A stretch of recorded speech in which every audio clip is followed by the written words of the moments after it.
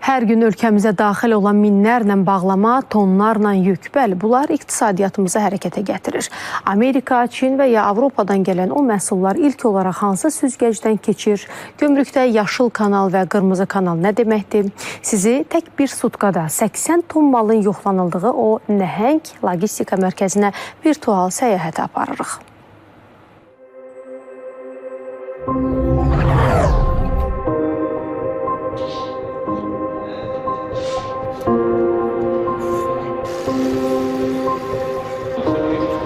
Hava daşımaları ilə dünyanın dörd bir yerindən Azərbaycana gətirilən istənilən kateqoriyalı yükün ilk ünvanı. Logistika mərkəzi gömrük postu ərazisindəyik. Burada bu anbar vasitəsilə ölkəyə gətirilən, eyni zamanda ölkədən çıxarılan bütün yüklər gömrük əməkdaşları tərəfindən rəsmiləşdirilir.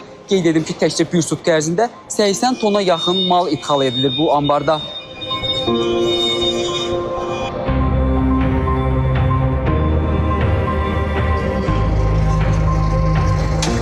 Amerika Birləşmiş Ştatları, Avropa və Çindən gələn bağlamalarda elektronika, qida, geyim və müxtəlif digər məhsullar yer alır.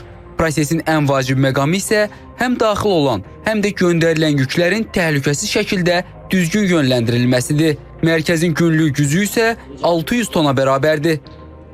Yüklərin yoxlanılmasına kinoloji mərkəzin xidməti itləri də cəlb edilib. Texniki cəhətdən aşkarlanması çətin olan narkotik tipli maddələri bu canlılar asanlıqla aşkar edə bilir.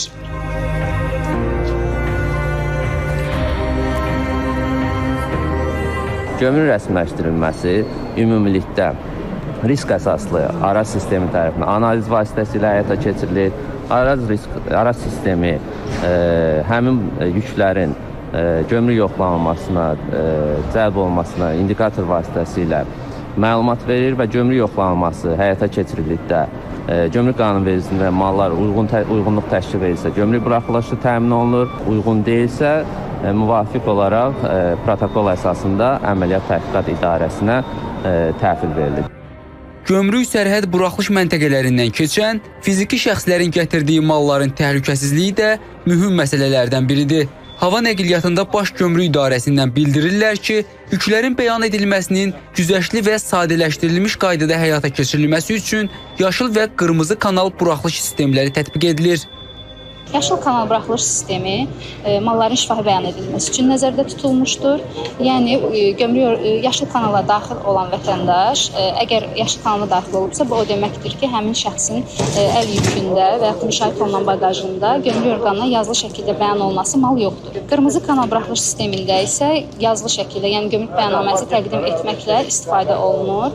Lakin yaşıl kanal buraxılış sisteminə daxil olan şəxslər Gömrük Məcəlləsinin 304.2-ci maddəsinə əsasən gömrük əməkdaşları tərəfindən qırmızı kanala dəvət oluna bilərlər. Qeyd edək ki, 2025-ci ilin ilk 6 ayında ölkəyə 12.322 təyyarə reysi ilə 1.658.000-dən çox sərnişin daxil olub. Vurğun Mədətov, Zamin Novruzov, İTV Xəbər.